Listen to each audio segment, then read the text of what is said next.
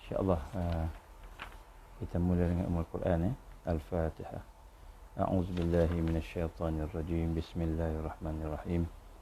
Alhamdulillahi rabbil alamin. Ar-Rahmanirrahim. Maliki yaumiddin. Iyyaka na'budu wa iyyaka nasta'in. Ihdinas siratal mustaqim. Siratal ladzina an'amta 'alaihim ghairil maghdubi 'alaihim waladdallin. Amin. A'udzu billahi samil alim minasyaitonir rajim. Bismillahirrahmanirrahim. Innal hamdalillah nahmaduhu wa nasta'inuhu wa nastahdihi wa nastaghfiruh wa na'udzu billahi min shururi anfusina wa min sayyiati a'malina. May yahdihillahu fala mudilla lahu wa man yudlil fala hadiya lahu.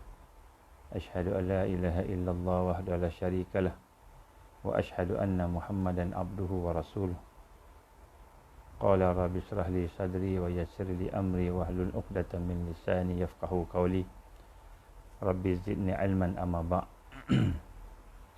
Assalamualaikum warahmatullahi wabarakatuh.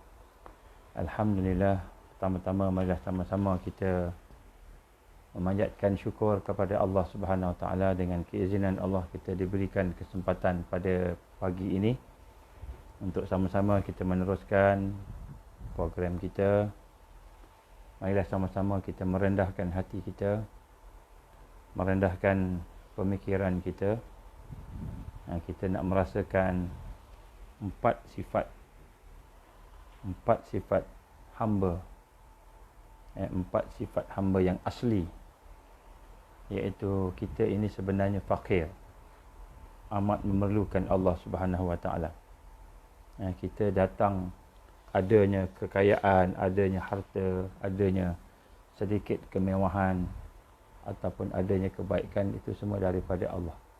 Asal kitanya fakir. Kemudian kita nak merasai sifat hamba yang kedua, iaitu kita ni adalah hina.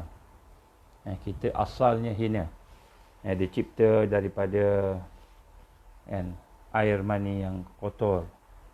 Dan kita asalnya hina daripada tanah, makhluk yang dipijak-pijak. Kemudian kita diberikan sedikit kemuliaan, sedikit penghormatan, orang hormat kita. Maka kemuliaan, penghormatan, sanjungan yang ada pada kita itu mendatang. Dia tidak mengubah yang asli. Yang aslinya kita hina. Kita juga ingin merasakan sifat hamba kita ni terbatas, tak mampu nak melakukan sesuatu. Penglihatan kita, pendengaran kita, ilmu kita, ibadah, akhlak kita, semua itu terbatas. Kalau apa yang ada yang kita mampu buat, itu pun dengan izin Allah. Kita juga nak mengaku bahawa kita ni dhaif, lemah. Kita ni lemah. Dan kita mengaku bahawa kita ni asalnya lemah. Dan Allah berikan kekuatan. Oleh itu, kita nak merasai sifat-sifat hamba di dalam diri kita. Maka kita merendahkan diri kita kepada Allah Subhanahu Wa Taala. Kita merendahkan diri kita kepada Allah Subhanahu Wa Taala. Kerana dengan sifat-sifat hamba ini, kita amat memerlukan Allah. Kita amat memerlukan kepada pertolongan Allah, kepada kekuatan daripada Allah, kepada kemuliaan daripada Allah, kepada kemampuan daripada Allah Subhanahu Wa Taala. Kita amat perlukan. Maka sentiasalah kita berada di dalam merasai satu perasaan kita memerlukan Allah, iaitu merasakan bahawa kita ini adalah seorang hamba kepada Allah. Dan apabila kita merasa kita seorang hamba kepada Allah Subhanahu Wa Taala, insya-Allah Allah akan memberikan kita kekuatan. Maka boleh kita istiqamah, baru boleh istiqamah. Dan kita panjatkan juga selawat dan salam kepada baginda Rasulullah sallallahu alaihi wasallam, kepada ahli keluarga dia, sahabat-sahabat dia, dan seterusnya, kepada sekalian muslimin muslimat. Alhamdulillah, pertama-tama kita perbaiki hati kita dengan kita bertaubat kepada Allah. Dan astaghfirullahalazim, astaghfirullahalazim, astaghfirullahalazim, allazi la ilaha illa wal hayyul qayyum wa atubu ilaih. Astaghfirullahalazim allazi la ilaha illa huwal hayyul qayyum wa atubu ilaih. Astaghfirullahalazim allazi la ilaha illa huwal hayyul qayyum wa atubu ilaih. Kita bertaubat kepada Allah Subhanahu Wa Taala dengan hati kita. Kita merendah diri dan kita mohon pada Allah, janganlah ya Allah dosa kita, kelemahan kita, kehinaan kita, keaiban kita, segala kelemahan dan kekurangan kita itu menghalang hidayah, menghalang taufik. Janganlah ya Allah menghalang rahmat, menghalang barakah, pertolongan yang Allah Subhanahu Wa Taala nak berikan kepada kita. Kita berdoa supaya kita diberikan oleh Allah dan hidayahnya, taufiknya dalam masa-masa sisa-sisa umur kita, insya-Allah. Alhamdulillah tuan-tuan dan puan-puan rahmati Allah, kita telah pun berbincang yang berkenaan dengan roh kepada amal. Roh kepada amal yang pertama adalah al-ikhlas. Dan kita telah berbincang dan kita telah pun sama-sama memahami bahawa niat adalah merupakan satu perkara yang asas kepada amal. Nabi SAW telah menyatakan innamal a'malu binniyat. Sesungguhnya semua amal itu bermula dengan niat. Jadi innamal a'malu binniyat, semua amalan bermula dengan niat.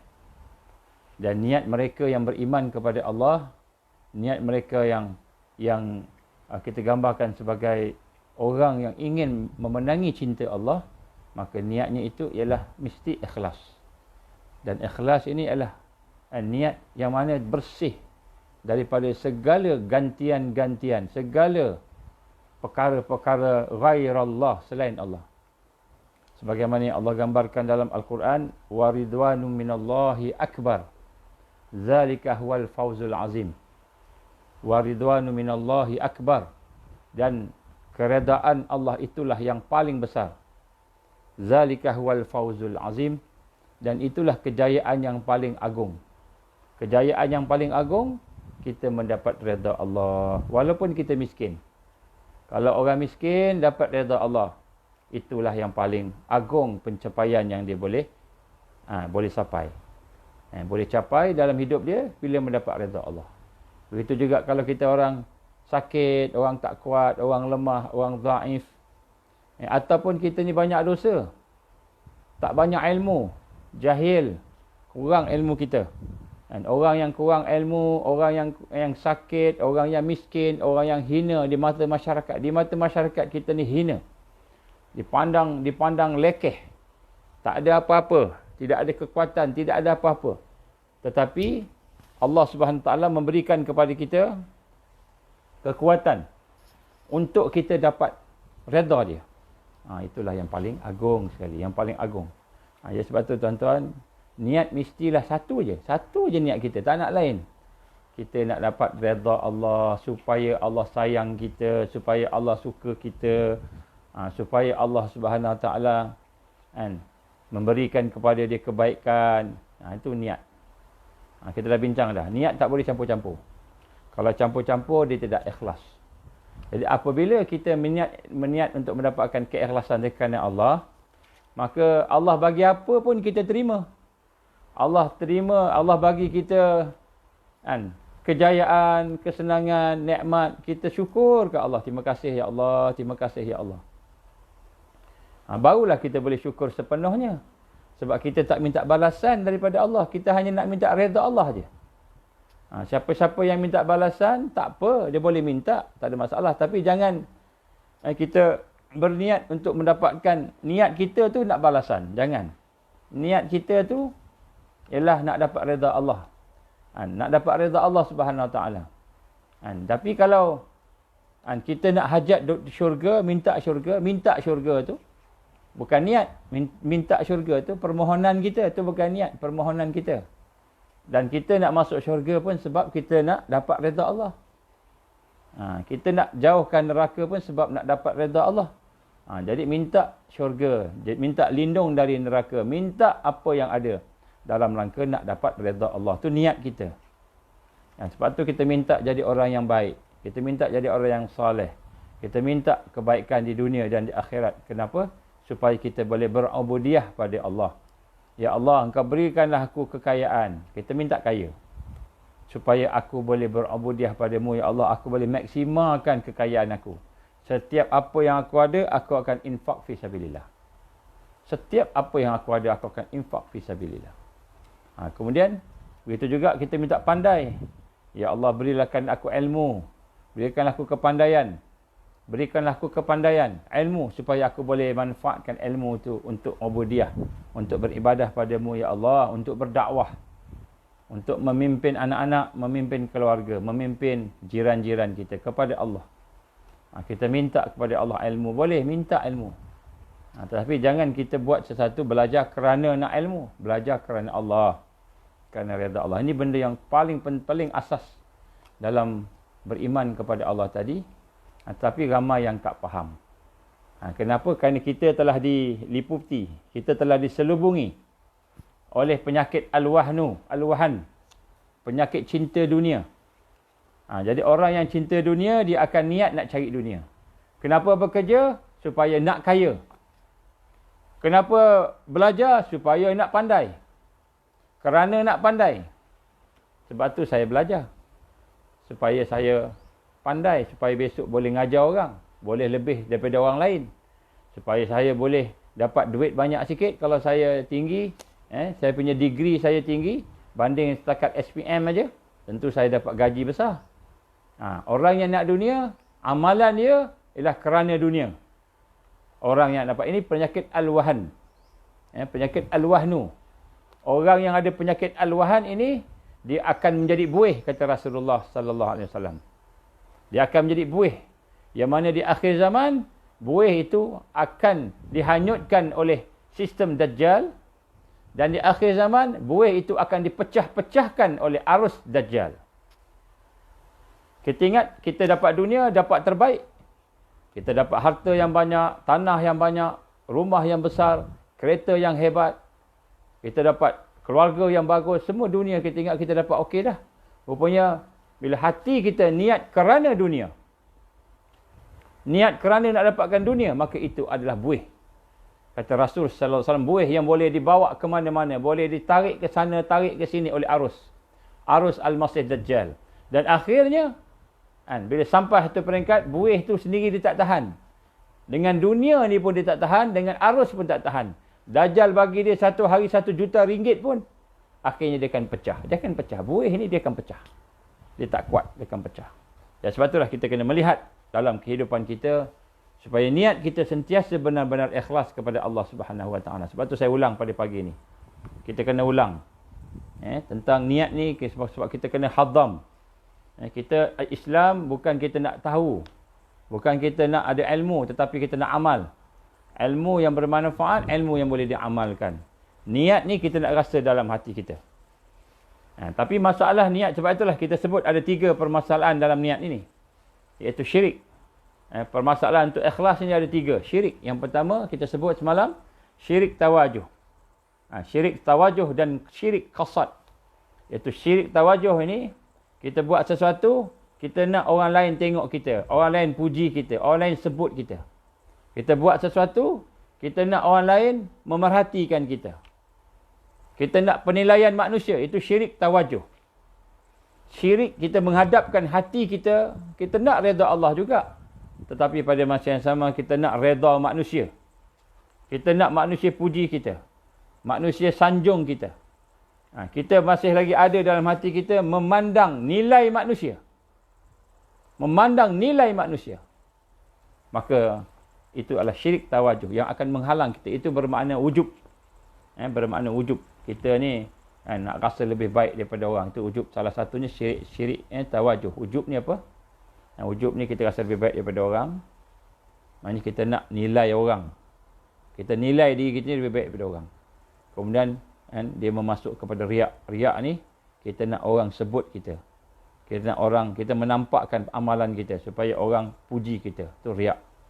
Riak ni menunjuk-nunjuk. Kemudian sombong ataupun takbur. Sombong takbur ni bila kita rendah-rendahkan orang, itu sombong dan takbur. Kemudian syirik qasad. Saya sebut tadi, kita nak dunia, itu syirik qasad. Syirik qasad ni juga tidak akan merosakkan ikhlas kita, merosakkan niat kita. Kita puasa kerana nak sihat. Walaupun puasa itu boleh menyihatkan badan, tapi jangan kerana nak sihat. Allah sihatkan badan kita. Allah berikan kepada kita kebaikan daripada puasa. Tapi jangan kita puasa kerana nak sihat. Jangan. Kerana nak sihat, jangan. Tapi sihat tu macam mana? Sihat tu kita minta ke Allah. Kita jangan sandarkan sihat pada amalan puasa. Sandarkan sihat pada doa kita. Kita nak minta ke Allah. Nak mohon ke Allah. Perkara ni kita kena tengok betul-betul. Ni syirik ni. Syirik yang disebut qasad. Kemudian syirik yang satu lagi ialah syirik isti'anah. Syirik isti'anah ni maknanya kita merasakan bahawa kita buat ini, kitalah yang ada kekuatannya. Kita rasa kita, ilmu kita. Sebab ilmu saya lah awak semua pandai. Kita seorang guru. Sebab pandai cakap saya lah, maka saya berjaya. Kita rasa kita rasa kita punya. Kita rasa ada kuasa selain Allah yang menjayakan amalan kita tu. Maka itu syirik isti'anah. Patutnya kita nak rasa apa? Sepatutnya kita nak rasa seluruh yang kita lakukan ni biiznillah, seluruhnya. Termasuk tenaga kita, termasuk suara lidah kita yang bercakap, termasuk akal, ilmu kita yang berfikir, semua daripada Allah. Kita menyerah sepenuhnya kepada Allah Subhanahu Wa Taala. Hati kita serah sepenuh pada Allah. Maknanya semua ni biiznillah, semua ni dengan kuasa Allah. Saya ni buat ni pun sebab Allah bagi saya buat. Saya ni boleh berjaya ni sebab Allah berizin berjaya. Kita rasa semua daripada hati kita rasa. Bukan kita yang buat. Sebenarnya Allah yang buat. Wallahu khalaqakum wa ma ta'malun. Dan Allah gambarkan dalam Quran. Dan Allah menjadikan kamu. Dan Allah menjadikan apa yang kamu buat. Apa yang kamu. Jadi bila kita rasa kitalah yang pandai. Kitalah yang terror. Kitalah yang hebat. Kitalah yang ada strategi. Kita. Maka itu dipanggil ananiyah. Keakuan. Maka ini syirik. Kita mensyirikkan diri kita ni dengan Allah. Ini isti'anah. Isti'anah ni maknanya bantuan. Macam kita ni semua daripada, semua yang ada pada biiznillah. Maka bila kita rasa begitu semua daripada Allah, kita buatlah maksimal apa yang kita mampu. Tetapi kita rasa hati kita rasa daripada Allah. Allah gambarkan and wa ma khalaqakum dan Allah mencipta dan Allah mencipta kami wa huwa khalaqakum wa ma ta'malun dan Allah menciptakan kamu dan Allah menciptakan perbuatan kamu. Kemudian isti'anah juga, syirik isti'anah juga kita minta pertolongan dengan manusia. Kita rasa manusia yang boleh tolong kita. Manusia yang boleh tolong kita. Maka kita pun berkawan dengan raja, kita berkawan dengan menteri, kita berkawan dengan orang besar. Channel kita orang besar. Kita kata orang besar itulah yang boleh tolong kita. Kenapa kawan dengan dia? Dia ni Datuk Seri. Dia ni dekat dengan Agung. Dia ni dekat dengan Perdana Menteri. Dia ni penting ni. Kita jaga dia. Kita rasa dialah yang ada kuasanya, bukan Allah. Ini syirik isti'anah juga. Kita rasa ada kuasa pada makhluk, kuasa pada manusia. Walaupun dia boleh menjumpakan kita dengan yang di-Pertuan Agong, yang dia boleh jumpa dengan Perdana yang amat berhormat Perdana Menteri, kita sebut. Kan? Boleh jumpa, orang panggil yang amat berhormat Perdana Menteri, contoh. Tetapi kita nak rasa Allah sebenarnya dia ni hanya sebab saja. Sebab ni tak semestinya jadi. Mesti jadi, mesti tak jadi. Tak semesti jadi, tak semestinya jadi kan. Tak semestinya boleh bantu kita, tak semesti. Jadi nak sebut sini, ini dah dipanggil sebagai syirik isti'anah. Ini kita kena tengok. Ini gangguan ikhlas. Yang ketiga ialah lintasan. Saya ulang sikit apa yang kita buat semalam supaya kita boleh hadam. Yang ketiga lintasan. Lintasan syirik kahfi. Lintasan syirik kahfi. Syirik kahfi ni syirik yang halus. Tiba-tiba kita buat sesuatu terlintas dalam hati kita, kita nak menunjuk-nunjuk pada orang. Kita buat ni supaya orang, kita buat supaya orang tu tengok kita. Ni orang politik banyaklah. Orang politik ni banyak dia ada susah nak buang riak ni, susah. Orang politik sebab dia memang sifat politik dia kena tunjukkan kebaikan dia. Nak sedekah kat orang ambil gambar. Nak sembahyang ambil gambar. Nak buat baik ambil gambar. Kan, pakai pakaian yang orang nak katakan kita ni orang yang berada, orang berilmu. Kita pakai pakaian orang yang mesti puji kita lah, macam itu kan. Ini riak. Kadang-kadang kita tak perasan, kita ingat ini tak apa, rupanya itu rupanya riak. Kita kata tak apa, saya buat amal banyak yang saya buat tersembunyi, satu dua je yang saya tunjuk. Satu dua yang kenapa nak tunjuk satu dua tu? Sebab at-taqwa, takwa ni hak Allah. Takwa ni kemuliaan. Takwa ni kemuliaan. Jadi apabila kemuliaan ini hak Allah, walaupun kita tak tunjukkan ni, orang akan tahu. Allah akan dedahkan. Rasul sallallahu alaihi wasallam tak pernah tunjuk-tunjuk amal dia. Tapi kita tahu setiap detail amalan Rasulullah sallallahu alaihi wasallam. Detail amalan Rasul sallallahu alaihi wasallam kita tahu. Kenapa? Takwa dia.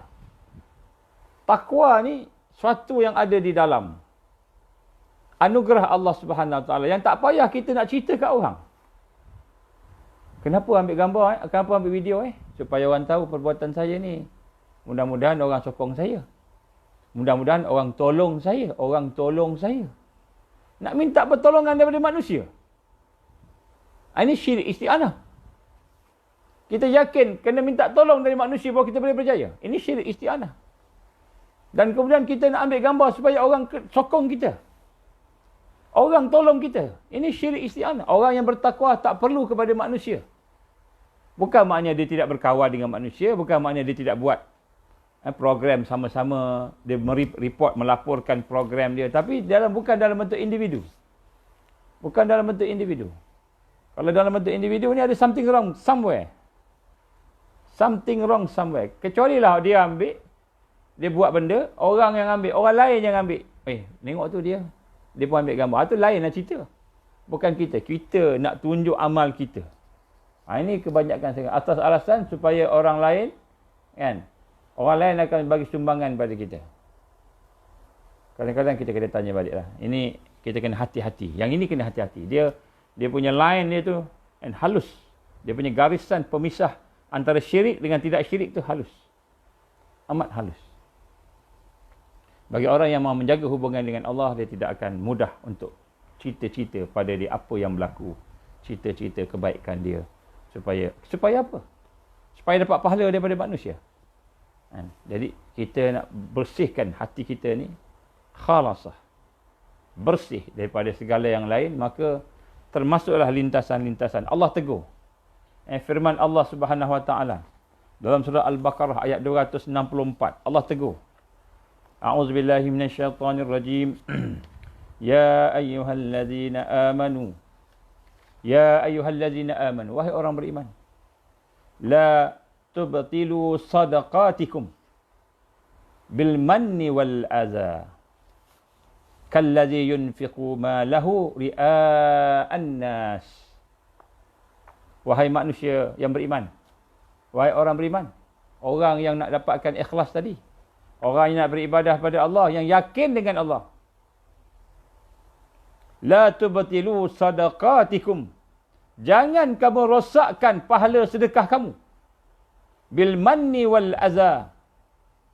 Dengan perkataan-perkataan kamu membangkit-bangkitkan, mengungkit-ungkitkan. Wal adha. Ataupun kamu ni menyakitkan hati orang. Jangan kita rosakkan amal kita dengan kita mengungkit-ungkit. Dengan kita bercakap-cakap tentang apa yang kita buat. Ma lahu kalladzi yunfiqu ma lahu ria'an nas. Seperti mana rosaknya amalan orang-orang yang sedekah yang beramal tadi. Orang yang membelanjakan hartanya kerana hendak menunjuk-nunjuk. Ria'an nas, kerana dia nak menunjuk-nunjuk kepada manusia. Riak. Berlaku satu ketika, kan, pergaduhan dalam surau. Satu surau bergaduh antara AJK. Golongan muda nak jadi AJK. Golongan tua ni disingkirkan. Jadi golongan tua ni marah.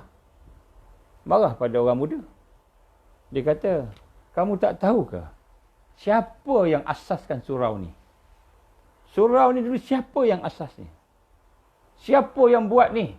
Belanja ni, buat ni. Siapa yang cari derma asas benar-benar nak membangunkan surau ni? Membangunkan surau ni. Kau tahu tak? Engkau pun tak lahir lagi. 50 tahun yang lalu ni surau ni, masjid ni, aku yang buat, kami yang buat. Aku buat, kami buat. Ni orang-orang yang dah berumur ni. Tiba-tiba kamu datang nak apa? Nak rampas jawatan kuasa, nak rampas kerja-kerja ni daripada kami. Kami yang buat ni, dia kata. Tuan-tuan dan mata Allah SWT, tiba-tiba amalan 50 tahun yang lepas, rosak sedekah dia. Habis pahala, habis dengan sebab dia mengungkit-ungkit. Habis pahala kita. Padahal sebelumnya ikhlas. Masa buat tu ikhlas. Masa dibuat tu ikhlas. Dia pergi cari orang, tuan, kami nak bina masjid, tuan, tolonglah ya Tuhan, tolong tuan, ni sedekah ni tengah jariah sampai masuk dalam syurga. Sentiasa amal-amalnya akan bawa kita kepada syurga. Kita buat dengan ikhlas. Kita buat ikhlas, kita buat dengan baik. Kan, kita buat dengan sepenuh hati kita. Bina bersiang malam, buat surau, buat masjid. Tiba-tiba 50 tahun lepas tu, oleh kerana kita tak dapat jawatan dalam masjid, dalam surau itu, kita tak dapat kuasa, tak ada sesuatu yang nak menunjukkan kita ni boleh buat sesuatu pada surau itu, kita ungkit yang kita buat 50 tahun yang lepas. Habis pahala kita. Habis pahala kita. Habis. Kenapa? Allah gambarkan kat sini, kan? Wahai orang beriman, janganlah kamu rosakkan pahala sedekah kamu dengan perkataan mengungkit-ungkit dan menyakiti manusia yang lain. Seperti rosaknya pahala orang yang bersedekah, membelanjakan hartanya dengan menunjuk-nunjuk. Maknanya orang yang mengungkit-ungkit ni sama macam orang yang sedekah riak, Allah tak terima langsung. Nampak tak? Ni lintasan. Kita dah buat dah ikhlas dah buat. Tiba-tiba kita ni minta maaf, perempuan selalu macam ni, perempuan. Kalau bergaduh dengan suami ni, selalu dia ungkit. Jadi yang perempuan ni kena hati-hati. Sebab perempuan ni kadang-kadang cakap dia lepas tak fikir. Laki-laki pun sama juga, tapi perempuan lebih lagi lah. Ini memang fitrah manusia yang bernama wanita. Jadi bila kita bersama-sama dengan suami kita, kita dah tolong dia, dah bantu dia. Mungkin suami kita ada masalah. Apa-apalah, tak kira masalah apa. Dia tolong dia, bantu dia. Pahalanya besar tu. Membantu suami ni, pahalanya besar. Paling besar sekali Sayyidatina Aisyah radhiyallahu anha. Bagaimana dia membantu Nabi Muhammad sallallahu alaihi wasallam daripada mula-mula dapat jadi rasul, dilantik jadi nabi, jadi rasul, sampailah dia meninggal dunia. Sepanjang masa dia membantu Rasulullah sallallahu alaihi wasallam. Sampai miskin Sayyidatina Aisyah, Sayyidatina Khadijah radhiyallahu anha. Radhiyallahu anha. Sampai miskin, asal kaya raya dia. Asal kaya raya. Tiba-tiba kahwin dengan Nabi. Kahwin dengan Rasul sallallahu alaihi wasallam. Rasul full time dakwah. Full time dakwah. Rasulullah SAW tidak berniaga, tidak apa dah. Bila dah jadi Rasul, itulah kerja dia. Maka Rasulullah SAW tak boleh nak dapatkan duit yang banyak. Dan dia boleh dapat duit banyak. Dia boleh, tapi dia tak nak. Maka siapa yang bantu? Zaujah dia bantu. Isteri dia bantu. Khadijah bantu. Adalah kadang-kadang perkara income, ada sebagainya orang hadiah ke Rasulullah SAW. Kemudian bantu lagi, sebagainya. Akhirnya miskin.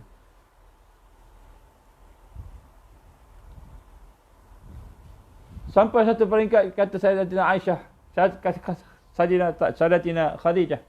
Dia kata, ya Rasulullah, ya wahai suamiku, aku tak ada apa-apa dah. Maka nanti aku mati nanti, kalau boleh tulang aku dijual, juallah tulang aku. Jual tulang aku, lebih kurang gitulah. Sampai mati gitu seorang isteri berkorban. Kalau kita hari ini berkorban untuk suami, alhamdulillah, bagus sangat. Tapi jangan mengungkit. Jangan ungkit. Allah tarik balik pahala kita tu. Allah tarik balik pahala kita. Jadi bagi kita, lintasan ini akan berlaku lintasan pada kita nanti. Laki-laki pun sama juga. Kita ingat kita dah berjasa pada orang. Jangan kita rasa kita berjasa pada orang. Jangan. Kan kita rasa aku dah berjasa pada engkau. Dah besarkan kau. Kita cakap ke anak kita. Aku dah berjasa pada engkau. Dah besarkan kau anak-anak kita ni. Kita dah rasa kita cakap macam tu ke anak kita. Jangan rasa berjasa. Kan? Anak kita kerja, kemudian kita kata kita nak minta gaji pertama kan, sebagai kenang jasa. Jangan minta jasa. Jangan minta. Kita takut kita minta, kita mengungkit. Bila mengungkit, Allah SWT tarik pahala kita didik anak tu. Jangan. Itu semua amanah. Amanah Allah bagi pada kita. Walaupun kita banyak jasanya besar, boleh kata Rasul SAW nak ambil harta dia, boleh. Bapa boleh nak ambil harta anak, ibu boleh nak ambil harta anak, boleh. Rasul SAW benarkan, izinkan nak ambil, nak guna harta anak, tak payah minta izin, boleh. Tapi kita sebagai hamba Allah, kita jangan ungkit jasa kita. Engkau tak kenang jasa abah, engkau tak kenang jasa umi, jasa ibu, engkau tak kenang. Kan? Kita ungkit kat dia. Kan? Kita bimbang ungkit tu jadi manna wal azah. Bil manni wal azah. La tubtilu sadaqatikum bil manni wal azah. Jangan kamu rosakkan sedekah kamu. Jangan kamu batalkan sedekah kamu dengan perkataan mengungkit. Jadi ini adalah perkara-perkara yang menghapuskan amalan kita. Maknanya syirik tawajuh kita tak ada. Syirik qasad kita tak ada. Syirik isti'anah kita tak ada. Jaga dah. Tiba-tiba lepas beberapa hari, lepas tahun 2 tahun, kita ungkit. Itu adalah perkara yang ikhlas, menghapuskan ikhlas. Menghapuskan ikhlas. Walaupun dah lepas. Walaupun dah lepas. Kita ungkit pada orang yang kita bagi sedekah contohnya. Maka di sinilah sifat-sifat ujub akan menghalang taufik Allah Subhanahu wa taala. Jadi kalau kita nak menang, nak berjaya di akhir zaman, kita perlu bersihkan diri kita daripada perkara-perkara yang kita gambarkan tadi. Perkara-perkara yang bersifat mensyirikkan Allah Subhanahu wa taala. Dan di sinilah kita lihat bagaimana golongan yang diberikan kemenangan oleh Allah Subhanahu wa taala adalah golongan yang ikhlas. Golongan yang ikhlas. Dan ikhlas ini kalau kita tengok sahabat-sahabat cukup jaga. Cukup jaga. Sebagaimana saya ceritakan semalam, Sayyidina Umar bin Khattab radhiyallahu anhu telah diceritakan oleh Abu Urwah ataupun Urwah, bukan Abu Urwah, Urwah. Bagaimana dia angkat air. Kemudian dia tanya kenapa, dia kata aku rasa aku lebih baik daripada pekerja-pekerja ni. Maka aku Amirul Mukminin, ni pekerja aja, maka aku pun angkat air. Habis itu juga berlaku kepada Abu Ubaidah Al-Jarrah. Abu Ubaidah Al-Jarrah radhiyallahu anhu ketika beliau mengimamkan satu kaum. Abu Ubaidah ni seorang yang hebat, yang Nabi sangat sayang. Dan Sayyidina Umar juga sangat sayang pada dia. Sehingga Umar kata kalau aku habis besok, maknanya aku mati, orang yang aku nak gantikan aku ni ialah Abu Ubaidah Al-Jarrah. Maknanya dia seorang yang hebat. Tapi dia mati awal. Dia syahid awal kerana ta'un. Kita kerana ta'un, dia syahid awal kerana ta'un. Dia memimpin satu kelompok manusia. Akhirnya Allah izinkan wabak ta'un. Satu hari Abu Ubaidah Al-Jarrah radhiyallahu anhu mengimamkan satu kaum. Dia jadi imam. Dia ketua, dia jadi imam. Selepas selesai sembahyang, dia kata, dia pusing, dia cakap dengan semua. Sungguh-sungguh syaitan datang pada aku, sentiasa datang pada aku. Sebentar tadi dia datang lagi, syaitan datang, bisik kat dia. Dia kata, bisik-bisik kat dia, merasakan aku lebih baik daripada kamu semua. Dia kata, aku ni jadi ketua, aku ni jadi imam, aku lebih baik daripada kamu semua. Syaitan datang bisik kat aku. Datang bisik. Bukan dia rasa, datang bisik. Sehingga aku rasa, apa ni? Aku rasa aku lebih baik daripada orang lain. Maka oleh itu, lepas ini, aku tak mau jadi imam dah selama-lamanya. Kamu jadi imam. Kamu jadi imam. Gila-gila. Kamu jadi imam. Aku tak nak jadi imam dah. Selama-lamanya. Abu Ubaidah Al-Jarrah. Ini sahabat Rasulullah sallallahu alaihi wasallam. Sahabat yang cukup dekat dengan Rasul. Cukup hebat jiwanya.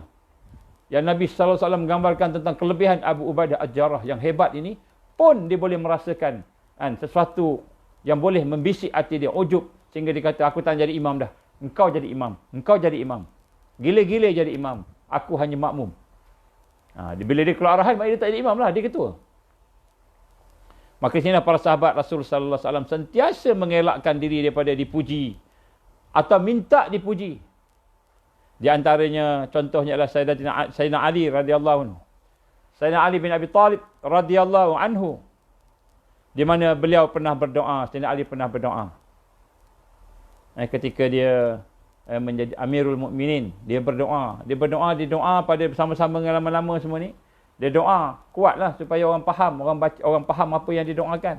Ya Allah, ya Tuhanku. Dia doa, ampunkanlah aku dengan dosa yang aku tidak ketahui. Ada dosa yang kita tak perasan. Kita berdosa pada Allah yang kita tak perasan. Maka Sayyidina Ali minta ampun pada Allah. Ya Allah, ampunikanlah dosa aku yang aku tak ketahui. Janganlah engkau berkira dengan apa yang mereka perkatakan kepadaku. Orang puji Sayyidina Ali. Baguslah, wahai Amirul Mukminin, untunglah kamu, wahai Amirul Mukminin. Kan? Sepupu kepada Rasulullah sallallahu alaihi wasallam, orang yang mendapat ilmu. Antara orang yang banyak ilmu, Sayyidina Ali. Sebab Sayyidina Ali, radhiyallahu anhu, daripada kecil sampai besar dia bersama dengan Rasulullah sallallahu alaihi wasallam. Sampai Rasulullah wafat dia bersama dengan Rasulullah sallallahu alaihi wasallam. Sayyidina Ali ni, banyak hadis-hadisnya, banyak kisah-kisahnya, banyak cerita-ceritanya ada pada Sayyidina Ali radhiyallahu anhu. Maka orang puji dia, orang sanjung dia, apatah lagi dia Amirul Mukminin. Maka dia doa, ya Allah, ampunkanlah aku dengan dosa yang aku tidak ketahui. Dan janganlah engkau berkira orang duk puji aku macam-macam ni. Janganlah kau berkira dengan apa yang mereka cakap pada aku, ya Allah. Dia bimbang, Allah murka kat dia dengan sebab orang sanjung dia. Orang sanjung dia, orang puji dia, dia bimbang, Allah murka kat dia. Janganlah kau berkira, ya Allah, mereka tak tahu aku ni siapa, aku banyak dosa, aku ni lemah. Tapi dia duk puji-puji aku. Ni Sayyidina Ali karamallahu wajhah radhiyallahu anhu. Janganlah kau berkira dengan apa yang mereka perkatakan, perkataan mereka kepadaku, ya Allah.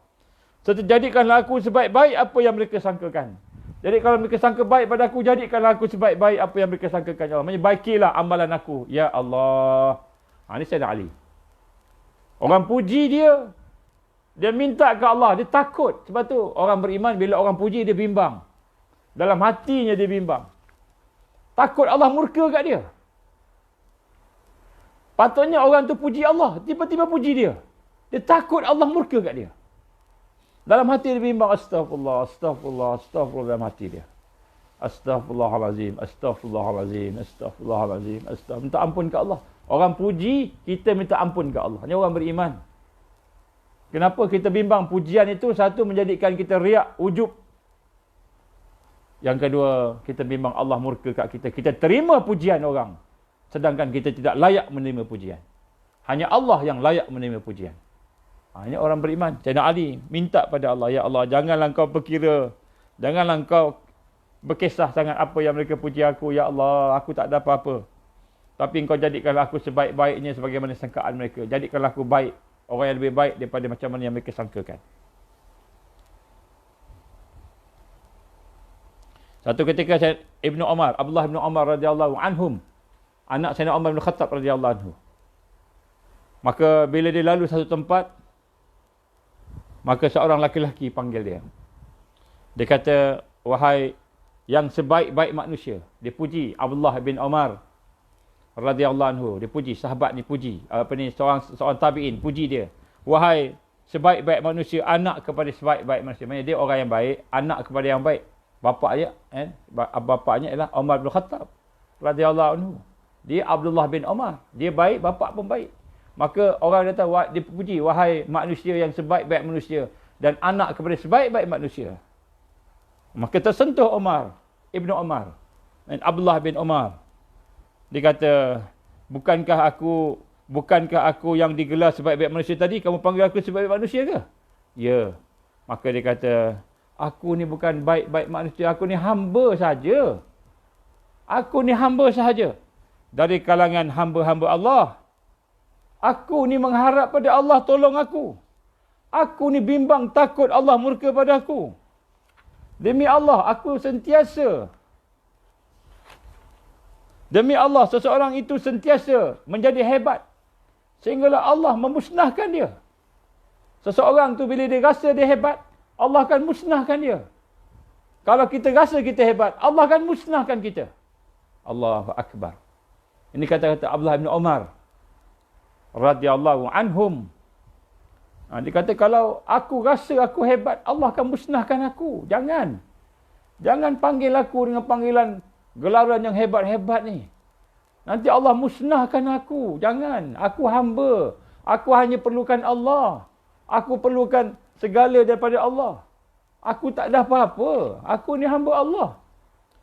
Itu jawapan daripada Abdullah bin Umar. Jadi kita lihat sahabat-sahabat memang bimbang kalau berlaku syirik ni. Sangat bimbang. Syirik bersifat syirik yang kahfi, lintasan-lintasan. Syirik yang dalam bentuk isti'anah, syirik dalam bentuk qasad dan sebagainya. Apabila kita melatih diri kita untuk itu, maka insya-Allah tuan-tuan puan-puan, barulah kita boleh nak sayang Allah. Kita nak latih diri kita ni, baru kita boleh sayang Allah. Dan Allah pun sayang kat kita. Dan kasih sayang Allah itulah yang akan mendatangkan kepada kita kekuatan. Sehingga kan kita akan diberikan oleh Allah sesuatu yang kita tak sangka-sangka. Rahmat dia. Allah akan bagi rahmat dia pada kita. Yang kita perlukan. Dia bermula dengan ikhlas. Bermula dengan ikhlas. Dalam hati kita tak nak niat lain. Kerana Allah saja. Aku sembahyang kerana Allah. Aku zikir kerana Allah, aku belajar kerana Allah, aku menolong orang kerana Allah, aku makan kerana Allah, minum kerana Allah, semua kerana Allah. Dan bila kita buat seluruh hidup kita kerana Allah, barulah sesuai dengan janji kita. Qul innas salati wa nusuki wa mahyaya wa mamati lillahi rabbil alamin. Kullu lillahi rabbil alamin. Al-haya wal mamat, kehidupan, kematian, as-salat wan nusuk, solat kita, tumpuan, devotion kita. Nusuk ni devotion, kita punya fokus, tumpuan kita, lillahi rabbil alamin. Barulah sesuai dengan kita punya kita punya bacaan doa iftitah dalam solat tu. Jadi bila kita itu, barulah datang pertolongan Allah Subhanahu Wa Taala. Ini bermula dengan ini pun dah berkembang. Dengan ikhlas dah berkembang. Kemudian yang kedua kita gambarkan ialah dari sudut wirid semalam. Maka setiap seorang mesti ada wirid. Ini untuk nak melatih istiqamah. Melatih istiqamah mesti ada wirid. Apa dia wirid? Wirid adalah amalan-amalan sunat.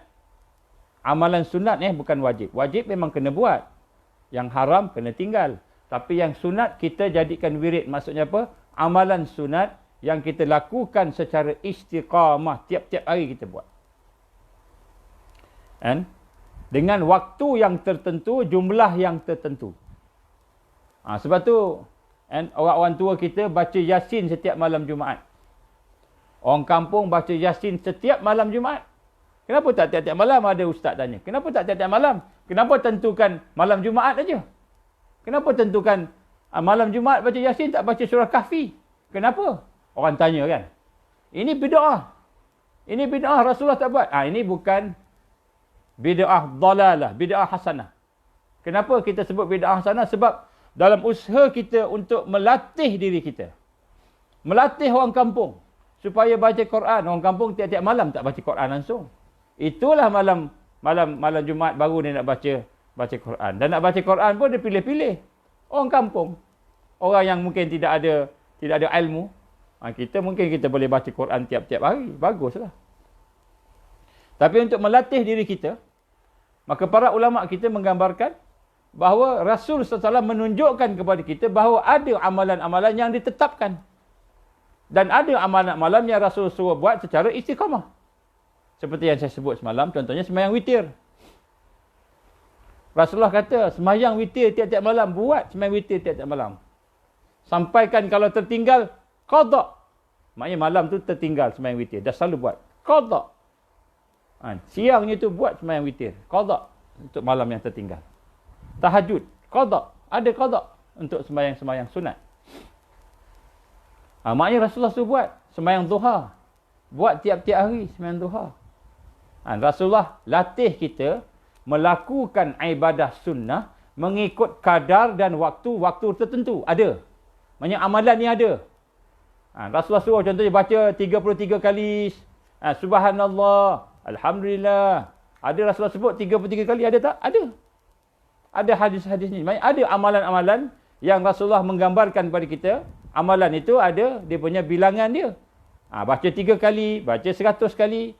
La ilaha illallah. Wahdahu la syarikalah. Lahul mulk. Walahul hamd. Wa huwa ala kulli syai'in qadir. Siapa-siapa yang baca 100 kali.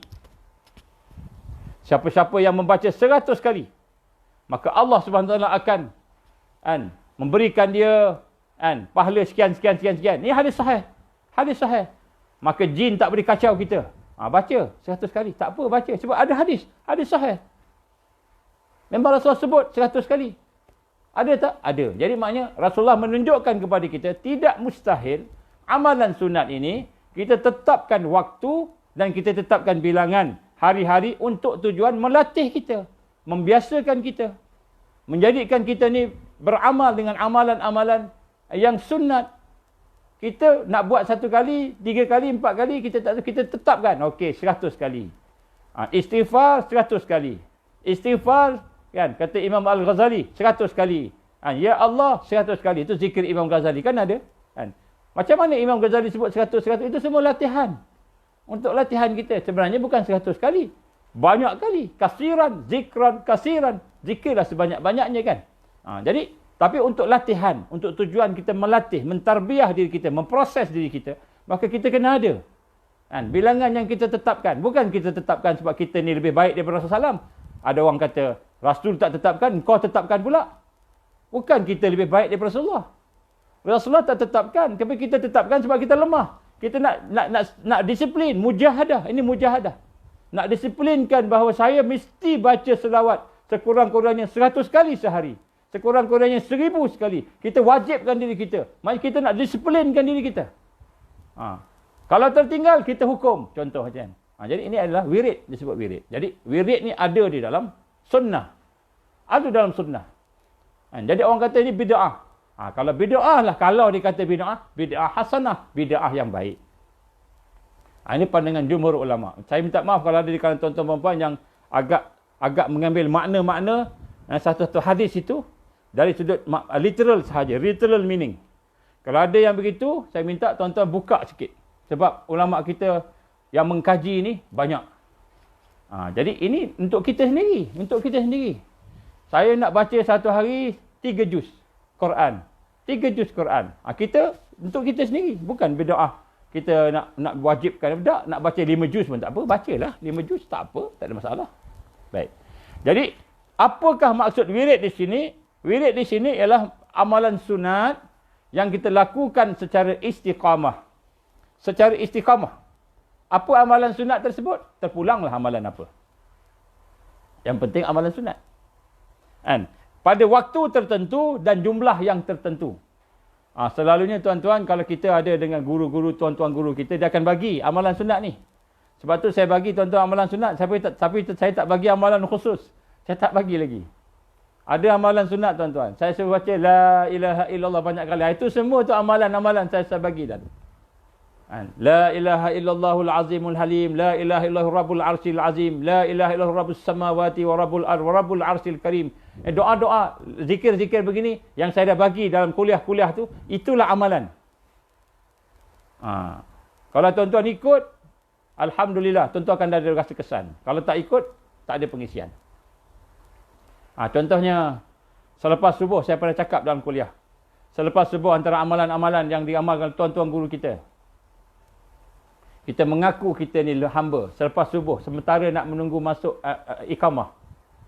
Ya Hayyu Ya Qayyum La ilaha illa anta. Ya Hayyu Ya Qayyum La ilaha illa anta. Ya Hayyu Ya Qayyum La ilaha illa anta. Baca. Nak baca berapa kali? 40 kali boleh, 100 kali boleh, paling-paling 40 kali, 100 kali tak sempat. Iqamah sekejap je. Ni antara azan dengan sembahyang fardu subuh. Kalau kita sembahyang sunat, lepas tu baca. Sementara tunggu tu bacalah. Ya Hayyu Ya Qayyum La ilaha illa anta. Baca. Itu antara masa-masa yang mustajab doa. Ni zikir. Kalau tak sempat, Ustaz, selalunya lepas semayang tu tak sempat nak baca-baca zikir, dah qamat dah, tak apa, baca lepas masa duha, tak apa, baca masa duha. Baca lepas semayang subuh, baca, tak apa. Benda ni sunat. Kita tak kata wajib, sunat, baca. Tapi boleh bacalah. Ada amalan-amalan tertentu yang ulama-ulama kita yang terdahulu yang dapat daripada tabi'in sampai ke sahabat Rasul SAW, sampai ke Rasul SAW. Ada amalan-amalan yang mungkin Rasul SAW bagi pada Abu Bakar je. Ada juga amalan yang khusus untuk dia, yang Abu Bakar dapat, contohnya. Ada tak? Kan? Yang umum banyak. Mungkin ada satu dua yang Rasulullah SAW bincang-bincang Abu Bakar dapat lah. Maka Abu Bakar pun turunkan pula kepada keluarga dia, turun cakap, ini Rasulullah ajar dia. Contohnya macam amalan Rasul sallallahu alaihi wasallam. Dia memberi makan kepada seorang Yahudi tua yang buta di pasar. Seorang pun tak tahu. Ketika Muhammad sallallahu alaihi wasallam, Rasulullah sallallahu alaihi wasallam wafat, maka Abu Bakar tanya dengan Aisyah, anak dia. Wahai Aisyah, ada tak amalan Rasulullah SAW yang sahabat-sahabat semua tak tahu? Tapi engkau tahu sebab engkau isteri dia, engkau tahu. Semua tak tahu. Ada tak amalan rahsia? Rasulullah ada tak Rasulullah amalan rahsia? Ada. Tapi dia bukan nak merahsiakan, tapi dia nak jaga hati dia. Rupa-rupanya salah satu amalan yang Rasulullah buat ialah bagi makan pada seorang Yahudi buta di pasar. Tiap-tiap hari dia bagi. Bagi makan. Maka saya nak wakil pergilah pasar cari buta tu. Dia pun bagi makan. Maka orang buta Yahudi tu tak tahu. Yang datang tu Muhammad ke siapa, dia tak perkenalkan diri dia pun. Itu rahsianya. Sampai yang diberikan sedekah oleh Nabi tu, yang Nabi bagi makan pun tak tahu. Ini digambarkan dalam kisah ini. Hingga akhirnya saya nak bakar pun bagi makan. Dia kata, wahai Muhammad. Wahai Muhammad ni panggilan orang Arab kan. Lama tak datang. Kenapa tak datang? Dia buta mata Yahudi tu. Maka macam mana biasa, dia bagi makan. Bila dia bagi makan, Yahudi tu kata, ini orang lain ni, bukan orang selalu bagi makan kat dia. Tapi dia biasa. Kerja dia apa? Mencaci Rasulullah SAW. Kerja dia mencaci Rasulullah SAW. Rasulullah bagi makan kat dia. Dia mencaci Rasulullah. Dia tak tahu Rasulullah yang bagi makan. Abu Bakar bagi makan. As-Siddiq radhiyallahu anhu bagi makan. Menangis Abu Bakar. Orang yang ditolong tu, orang yang mencaci dia. Allahu Akbar. Ini Rasulullah SAW. Orang yang buat jahat kat dia, orang tu yang dia bagi makan. Dia caci, kau tahu ke cerita Muhammad? Muhammad ni macam gini, macam gini. Dia cakap, Abu Bakar menangis. Akhirnya Abu Bakar kata, orang yang kau caci itulah yang bagi makan. Yang bagi makan tu kau, orang yang kau caci tu. Terdiam Yahudi tu, terdiam. Kemudian dia kata, engkau siapa? Aku kawan sahabat dia Abu Bakar. Masuk Islam dia. Masuk Islam. Ada tak amalan-amalan yang rahsia yang dibuat oleh Sayyidina Abu Bakar? Ada. Apa dia amalan rahsia? Yang hanya diketahui selepas kematian Sayyidina Abu Bakar As-Siddiq radhiyallahu anhu. Ada tak amalan rahsia? Ada. Apa dia? Antara amalan rahsia Rasulullah Abu Bakar As-Siddiq radhiyallahu anhu, antaranya ialah dia akan bangun pagi-pagi sebelum orang lain bangun, dia akan bangun. Dan kemudian dia akan ambil air daripada telaga Zam-Zam ke mana? Telaga Zam-Zam pula di Madinah. Daripada telaga tu dia ambil air, dia akan angkat air, tuang dalam tempayan-tempayan tempat air orang tua-tua, rumah orang tua-tua yang ada di Madinah yang tak larat nak pergi ambil ke telaga sebagainya, dia penuhkan tiap-tiap malam dia buat. Seorang pun tak tahu. Selepas dia wafat baru diketahui. Macam mana orang tahu? Apabila Sayyidina Abu Bakar As-Siddiq radhiyallahu anhu wafat, maka pada ketika itu barulah tak ada orang yang isi air untuk orang tua-tua ni. Tak ada orang isi air malam-malam, tak ada. Jadi baru tahu, rupanya Sayyidina Abu Bakar Amirul Mukminin yang isi tu. Seorang pun tak tahu. Ya, sebab tu tuan-tuan rahmat Allah, kita kena ada amalan yang kita buat yang orang lain tak tahu. Hanya Allah saja yang tahu. Tak payah kita declare isytihar, ambil gambar, tak payah. Yang penting Allah tahu dan kita buat secara istiqamah. Bila kita buat secara istiqamah, ini namanya wirid. Ini namanya wirid. Maka amalan wirid ini ialah amalan yang kita letakkan dalam waktu-waktu tertentu, jumlah yang tertentu, dan dia akan mempunyai pengaruh yang besar pada hati kita. Cahaya hati kita akan bercahaya. Hati kita akan bercahaya. Dan kemudian kita akan ada kekuatan untuk meninggalkan dosa kita. Bila kita dah boleh buat dah benda-benda ni, maka Allah akan beri kekuatan pada hati kita ni untuk benci dengan dosa yang kita sayang. Ini kekuatan wirid. Kekuatan wirid ni, maka kita akan benci. Allah akan beri kekuatan. Allah akan campakkan dalam hati kita perasaan benci kepada dosa yang selalu kita buat. Kita susah nak tinggalkan dosa ni. Maka dengan wirid tadi, kita beramal dengan wirid. Dan digambarkan Rasulullah SAW, kita dah baca dah semalam, bagaimana Allah sangat sayang kepada amalan yang dilakukan secara berterusan. Walaupun man qala ataupun wa in qala, iaitu walaupun sedikit. Dan kita telah bincang tentang bagaimana kita mulakan dengan solat. Sebab apa saya mulakan dengan solat? Sebab solat ni lebih mudah dilakukan. Sebenarnya susah, tapi saya rasa kita mudah buat solat. Apa solat tuan-tuan? Solat sunat, bukan solat wajib. Solat wajib memang kena buat. Solat sunat. Mula daripada hari ni, kita tetapkan dalam diri kita. Kita nak solat. Solat apa dia? Solat sunat. Apa solat sunat? Mulakan dengan solat sunat yang dituntut, mu'aqadah. Solat yang paling senang sekali, solat witir. Sunat witir. Lepas sembahyang isyak tu, kalau kita takut kita tak terbangun malam, terus buat solat sembahyang selepas isyak, solat sunat ba'da isyak, dan kita ambil witir 1 rakaat. 1 rakaat je. Pastikan tiap-tiap malam 1 rakaat, 1 rakaat, 1 rakaat. Saya dah sebut dah, 40 kali. 40 hari. Lebih 40 hari, buat lagi 40 hari. Habis 40 hari, buat lagi 40 hari. 120 hari. Bila kita dah buat 120 hari, insya-Allah Allah akan jadikan sebagai satu kebiasaan. Ini ada amalan biasa. Begitu juga dengan sembahyang tahajud, sembahyang sunat taubat. Malam-malam bangun. Sembahyang sunat sebelum subuh. Sembahyang sunat sebelum subuh jangan tinggal. Besar ganjarannya. Maknanya Allah akan bagi kita kelebihan, fadilat. Bukan kita sembahyang kerana ganjaran. Tapi fadilat sembahyang itu besar. Sembahyang sunat witir pun besar. Besar. Kita buat. Bila kita buat tu, maka Allah akan bagi sesuatu pada kita. Antaranya, cahaya. Allah akan beri cahaya pada hati kita. Allah akan bagi satu kekuatan meninggalkan dosa kita. Ini wirid. Kemudian begitu juga benda-benda sunat yang lain seperti berfikir, tafakur. Contohnya kita sebut. Jadi wirid ini mempunyai pengaruh yang besar untuk pembersihan hati. Sesiapa yang tidak ada wirid, sesiapa yang tidak ada wirid, dalam satu kitab yang ditulis Hayatul Haiwan, kitab Al-Kubra Hayatul Haiwan, kitab menceritakan tentang kehidupan binatang-binatang.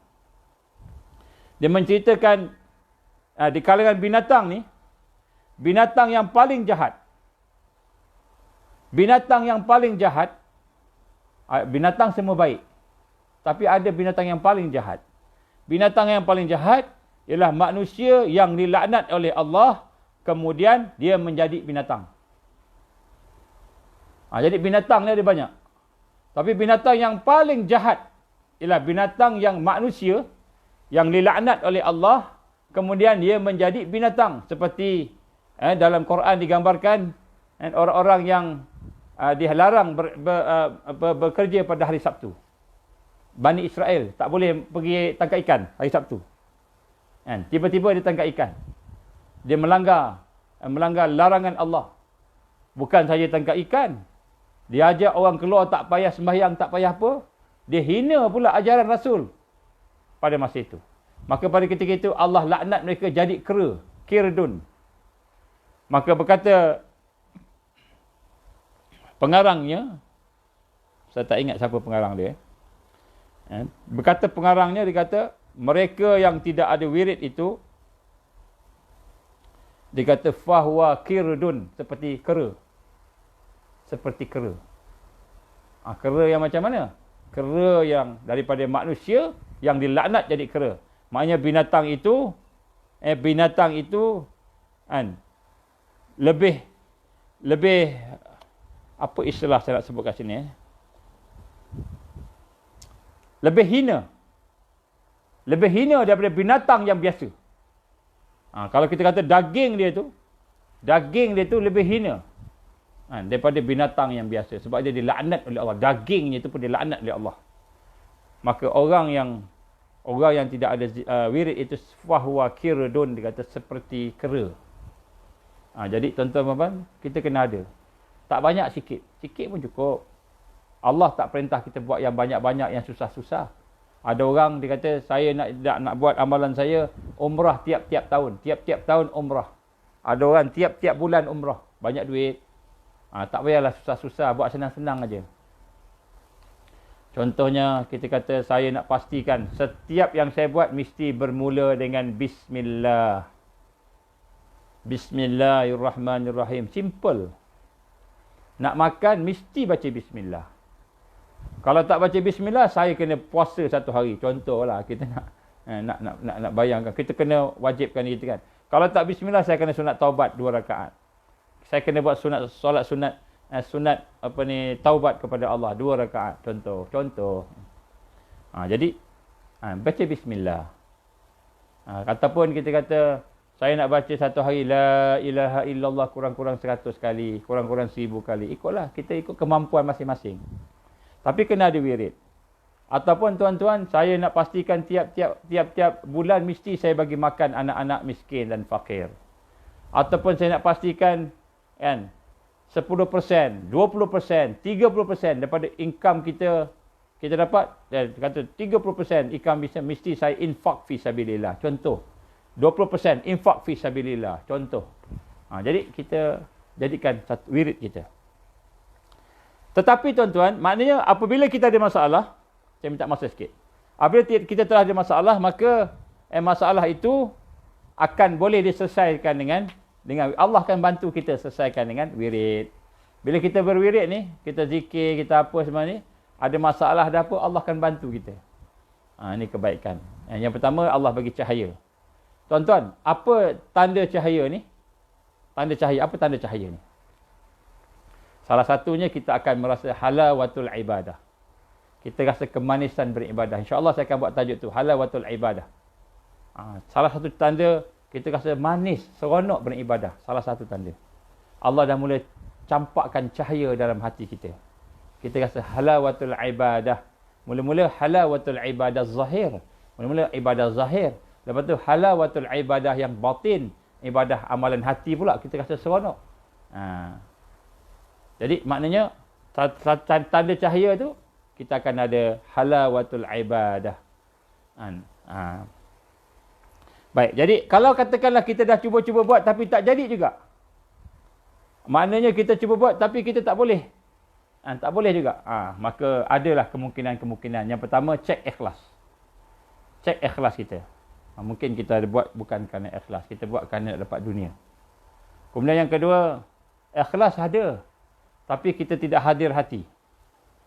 Contohnya kita buat amalan, kita dah ada amalan dah ni. Zuhar ke, sembahyang malam ke, sembahyang witir ke, kita baca Quran ke, dah ada dah kita buat amalan.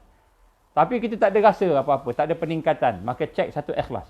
Ikhlas kita bincang panjang tadi. Yang kedua, kan, kita cek hadir hati tak? Ikhlas ada, dah ikhlas dah. Tapi kadang-kadang hati tidak hadir. Amalan yang dilakukan tanpa kehadiran hati tidak akan ada faedah. Ini dari sudut tarbiyah terutamanya. Pahala dapat tak? Insya-Allah dapat. Itu kerja Allah, hak Allah, itu hak Allah, kita cakaplah. Tetapi faedah kita.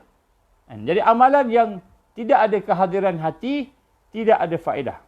Seperti ada pahala tetapi sasaran tak sampai, kita tak meningkat. Oleh sebab itu hati kita perlu hadir. Bila lidah kita berzikir contohnya, la ilaha illallah, la ilaha illallah, la ilaha illallah. Hati kita pun sebut, la ilaha illallah, la ilaha illallah. Hati pun sebut. Kalau lidah tak sebut, sebab lidah bercakap dengan orang, hati pun sebut, la ilaha illallah. Itu menghadirkan hati. Kalau kita zikir 40 kali, hadir hati. berbanding dengan 1000 kali tak hadir hati, maka 1000 kali itu kan, tak ada makna dalam nak meningkat diri kita dalam tarbiyah tadi, dalam memberi kesan pada kita tu. Balik dia kena ada hadir hati. Apabila hadir hati, barulah kita akan mendapat sasaran, barulah dia akan menjadi yang tarbawi. Tarbawi ni apa? Yang boleh mendidik kita. Jadi tak perlu banyak, tapi hadir hati. Tapi boleh tak nak buat banyak. Contohnya sambil-sambil kita bawa kita baca istighfar, astaghfirullah, astaghfirullah, astaghfirullah, astaghfirullah 1000 kali. Boleh tak? Boleh, tak ada masalah. Ada kesan tak? Ada kesan. Tetapi kesan yang sebenar bila bersama dengan kehadiran hati. Jadi daripada 1000 tu, pastikan at least 10, 100 bersama kehadiran hati. Ada kesan tak buat banyak? Ada kesan. Bukan tak ada kesan, ada kesan. Contohnya kita baca kan, Allahumma salli ala Sayyidina Muhammad, Allahumma salli wa sallim ala Muhammad, Allahumma salli wa sallim ala Muhammad. Kita berzikir pada Allah. Kepada kita berselawat pada Rasulullah. Kan? Ada kesan tak? Ada kesan. Lagi banyak ada kesan? Banyak ada kesan. Tetapi dari sudut tarbawinya, dari sudut yang mendidik kita, yang meningkatkan kita, bila kita ada hudurul qalb, kehadiran hati. Jadi kalau kita baca 1000 tu, kan, subhanallah, subhanallah, subhanallah, subhanallah, subhanallah, subhanallah, kan, ambil 5, 10, kan, yang kita bersama-sama kan, merasai dalam hati kita. Subhanallah, subhanallah, subhanallah, subhanallah. Kita merasai hati kebesaran Allah ni. Maha suci Allah daripada kelemahan. Jadi yang ada hudurul hati. Jadi ikhlas ada, tapi mungkin ada setengah amalan. Setengah amalan zikir tak apa, tak payah hadir hati. Tapi maksud hadir hati ni, lidah, hati. Tu hadir hati. Ini belum lagi kita merasai, berfikir, itu bukan. Tafakur itu bukan. Ini hadir hati ni maknanya hati kita pun menyebut sama. Itu maksud dia. Kemudian yang ketiga, ikhlas ada. Ikhlas ada dah. Hadir hati pun ada. Tapi kita buat amalan tu tidak beradab. Ini halus. Ini orang yang halus. Menghalusi. Dia tidak beradab. Jadi Allah SWT pun tak bagi juga cahaya kat dia. Sebab tidak beradab.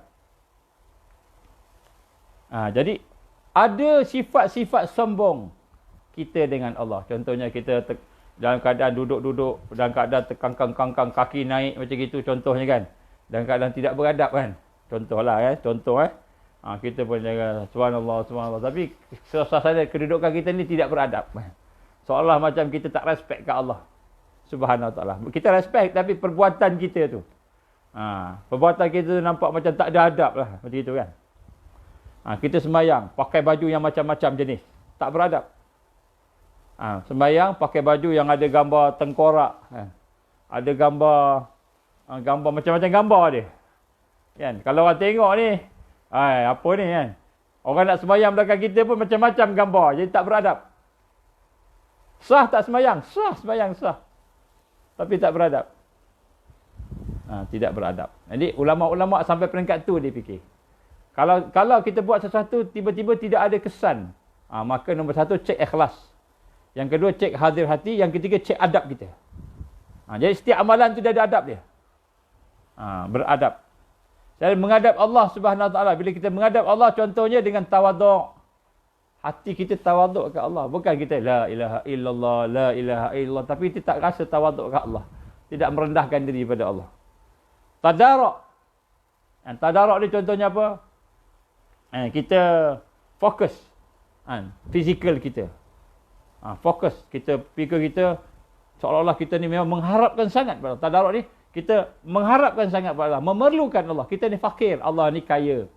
Kita mengharap. Tadaruk ni kita memerlukan Allah sangat. Fokus tubuh badan kita, hati kita hajat pada Allah. Itu tadaruk.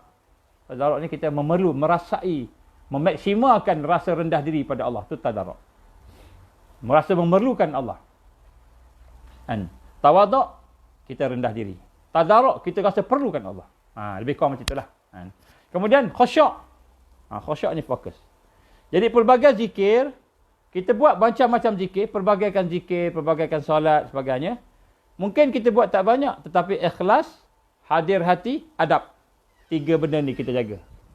Maka bila kita jaga 3 perkara ini, maka insya-Allah kan ikhlas, hadir hati dan adab ni, kita istiqamah, buat secara istiqamah. Maka bila kamu melihat seseorang hamba itu telah mula ada wirid, maka pada ketika itu telah menunjukkan tanda-tanda Allah Subhanahu Taala memberikan satu tanda yang dia sayang kat kita. Bila kita boleh istiqamah tu, maknanya Allah dah tunjukkan dia sayang kat kita, dia pilih kita. Dia pilih kita. Maknanya kita boleh buat secara istiqamah. Kita buat sesuatu tak boleh istiqamah, buat sesuatu tak boleh istiqamah. Maknanya ada benda kekurangan dalam diri kita. Bukan kekurangan pada Allah, kekurangan pada amalan kita, diri kita. Bila kita kata buat sesuatu tak dapat-dapat. Tengok cek ikhlas kita. Kemudian cek kita punya kehadiran hati. Kemudian cek kita punya adab. Adab-adab kita. Contohnya kalau nak terbaiknya dalam keadaan berwuduk. Contoh kalau zikir dalam keadaan berwuduk, contoh baca Quran dalam keadaan berwuduk, adab dia. Contoh. Kalau tak boleh tak apalah, tapi macam kalau boleh beradab. Beradab ada wuduk, ada sembahyang, mengekalkan dari sembahyang, contohnya. Inilah ciri-ciri muhibbin. Maknanya orang yang boleh istiqamah ni, maka itu ciri-ciri dia muhibbin. Kalau doa saya baca Allahumma ja'alna minal muhibbin. Ya Allah, masukkanlah kami, jadikanlah kami daripada golongan orang yang Engkau cintai, ya Allah. Yang Allah cinta kepada dia dan dia cinta kepada Allah. Muhibbin. Jadi orang yang boleh istiqamah ni tanda-tanda Allah sayang pada dia. Jadi kalau kita tak boleh istiqamah sesuatu amal tu, kita kena check lah. Maknanya amalan kita mungkin main-main lagi. Mungkin ada dosa-dosa kita. Mungkin ada benda yang kita buat. Tak apa. Ada orang hantar mesej kat saya ni banyak dosa, saya ni banyak perkara-perkara yang yang Allah tak suka, amal pun susah nak amal. Tak apa. Mula-mula kita buat pelan-pelan. Tapi yang penting mula-mula kita tinggalkan dosa kita pelan-pelan, bertaubat pada Allah. Kalau kita tak boleh tinggalkan semua, tinggal satu-satu, tak apa. Tapi penting Allah tahu kita nak mendekati dia dan kita berusaha mendekati dia dan kita tinggalkan satu-satu. Tak apa. Kalau kita ada sejuta dosa, 30 juta dosa, 1 bilion dosa, kita buat satu-satu. Tinggalkan satu-satu. Tapi kita tinggalkan. Kita senaraikan, kita tinggalkan. Bila kita tak sempat, baru kita buat 10, kita ada 1 bilion dosa. 10, baru kita sampai 10 aja. Kita mati. Maka Allah akan masukkan kita dalam golongan orang-orang yang bertaubat. Golongan orang yang bertaubat. Walaupun tak sempat nak habis dosa semua. Tapi kita dalam perjalanan. Maka mati dalam perjalanan itu, Allah masukkan kita dalam golongan orang yang bertaubat. Orang yang nak bersihkan dosa. Tak apa, pelan-pelan. Jangan bimbang. Allah maha pengasih. Allah ni sayang kat kita. Allah ni kasih kat kita. Jangan buruk sangka dengan Allah. Kita buruk sangka dengan diri kita. Jangan buruk sangka dengan Allah. Buruk sangka dengan diri kita. Allah ni baik. Maha baik. Allah ni sayang. Maha penyayang. Maha penyayang. So kita buatlah apa yang kita mampu. Tapi bila kita berusaha dengan bersungguh-sungguh, dengan ikhlas, rendah diri, Allah akan tolong kita. Tuan-tuan dan puan Allah, sedarlah, kita ada kawan baik, kita ada pasangan yang baik, kita ada orang, saudara-saudara yang baik dengan kita, kita sayang kat dia sayang kat kita. Tuan-tuan, Allah lebih baik daripada kawan-kawan kita. Allah lebih baik daripada mak ayah kita. Allah lebih baik daripada orang yang kita paling dekat sekali. Allah lebih baik daripada semuanya sebab Allah maha baik. Kalaulah kawan-kawan kita boleh buruk sangka dengan kita, Allah SWT ampunkan dosa kita. Itu sangka. Allah ampunkan dosa kita. Syaratnya kita bertaubat. Syaratnya kita minta ampun. Minta ampun, bertaubat, Allah ampunkan. Tapi kalau kita sombong, tak nak bertaubat, tak nak minta ampun, Allah pun tak nak kita. Allah Raja, Allah Tuhan, Rabb, pemilik sekalian alam, dia tak kisah kat kita. Kita tak nak taubat, Allah biarkan kita. Yazbillah min zalik. Jadi sebab tu kita kena rasa Allah sayang kat kita. Nak rasa ni Allah sayang. Tapi kita kena mendekati dia. Kita beramal, kita buat perkara-perkara yang saya sebut tadi, wirid kan. Kita buat pelan-pelan. Insya-Allah. Dengan izin Allah. Kita minta. Dan mudah-mudahan bila kita dah mula boleh istiqamah, kita sedarlah bahawa sentuhan-sentuhan kasih sayang Allah dah mula bagi kat kita. Kita mampu untuk istiqamah. Alhamdulillah, syukur. Allah pilih kita, syukur. Jangan kita berbangga pula. Kita tengok orang lain tak buat, kita buat, kita pun rasa kita lebih baik dari dia. Tu Allah murka pula. Kan? Kalau kita timbul tu, kita istighfar. Astagfirullah, astagfirullah, astagfirullah. Kita kena sentiasa rendah diri pada Allah Subhanahu wa taala, insya-Allah. Aku liqali hadza astaghfirullahalazim li wa lakum. Insya-Allah kita tangguh, kita baca doa Rabithah. Doa Rabithah ni kita bayangkan wajah-wajah keluarga kita, orang yang kita sayang, anak-anak saudara-saudara kita, mak ayah kita, kawan-kawan kita, bayang supaya masuk dalam doa, insya-Allah. Auzubillahi samil alim minasyaitanir rajim. Bismillahirrahmanirrahim. Alhamdulillahirabbil alamin wassalatu wassalamu ala asyrafil anbiya'i wal mursalin wa ala alihi washabbihi ajma'in. Allahumma innaka ta'lam anna hadhihi alqulub qad istamat ala mahabbatik waltaqat ala ta'atik wa tawahadat ala da'watik wa ta'ahadat ala nusrati syari'atik. فاسك اللهم رابطتها وأدمتها واهدها سبولها واملأها بنورك الذي لا يخبو واشرح صدورها بفيض الإيمان بك وجمل التواكل عليك وأحييها بمعرفتك وأمتها على شهادة في سبيلك يا الله إنك نعم المولى ونعم النصير. اللهم يا مقلب القلوب ثبت قلوبنا على دينك وعلى طاعتك وعلى جهاد في سبيلك. لا إله إلا أنت سبحانك إنا كنا من الظالمين. اللهم اختم علينا يا الله بحسن الخاتمة ولا تختم علينا يا الله بسوء الخاتمة. اللهم إنا نعوذ بك من عذاب جهنم. اللهم إنا نعوذ بك من عذاب القبر. اللهم إنا نعوذ بك من فتنة المحيا والممات. اللهم إنا نعوذ بك من فتنة المسيح الدجال. اللهم إنا نعوذ بك من المأسم والمغرم. اللهم إنا نعوذ بك من أن نشرك بك شيئا نعلم ونستغفرك لا نعلم. اللهم إنا نعوذ بك من أن نشرك بك شيئا نعلم ونستغفرك لما لا نعلم. ربنا أتمم لنا نورنا واغفر لنا إنك على كل شيء قدير. ربنا هب لنا من أزواجنا وذرياتنا قرة أعين وجعلنا للمتقين إماما. ربنا اغفر لنا ذنوبنا وإسرافنا في أمرنا وثبت أقدامنا وانصرنا على القوم الكافرين. يا الله يا حي يا قيوم برحمتك نستغيث.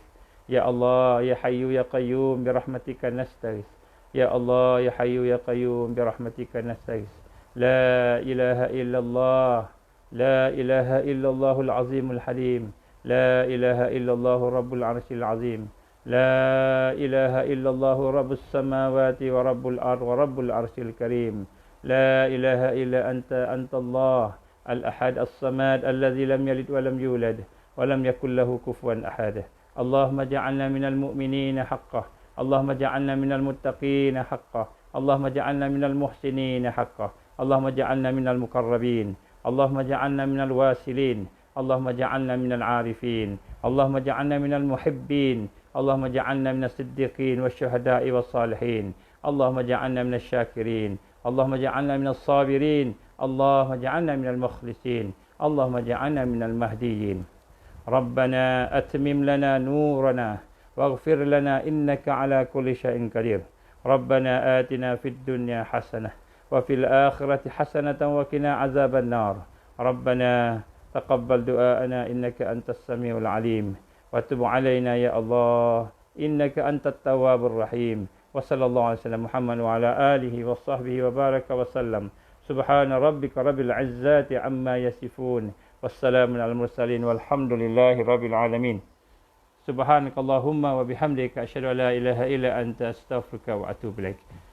InsyaAllah tuan-tuan, panjang-panjangkan perbincangan kita. Mudah-mudahan anak-anak kita, sahabat-sahabat kita dapat manfaat, insyaAllah.